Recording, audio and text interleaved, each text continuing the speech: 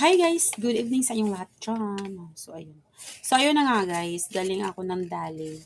Nag-grocery ako. So, bumili ako ng perfume na fresh and natural. Sobrang bango nito guys. Ano lang to? 75 pesos lang. And bumili din po ako ng, nahulog! Sunsilk. This is my favorite shampoo guys. And, bumili din po ako ng aloe vera for my face. Yan. Bumili ako nun guys. And, bumili din ako ng ayun, panty liner. So, I need this every day. Kailangan ko mag-panty liner. And Colgate, yun. Ang dami kong binili. Naka 400 plus ako. Bumili din po ako ng pulbo. Pang baby yun, Tinder Care. So, ayun guys. And meron pa. Bumili din ako ng, ano to?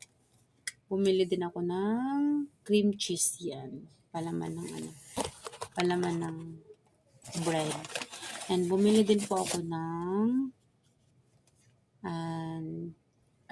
hand cream guys yan. Tatry ko lang siya. First time ko gumamit nito. Marami kasing ganito dun. Merong lemon, meron din strawberry flavor. So, ayun. Tapos, bumili din ako ng bar detergent kasi kailangan ko din ito. Bumili ako ng ito pa. Ito. Para sa CR. Lemon din ng bango siya. So, yun lang. And ito yung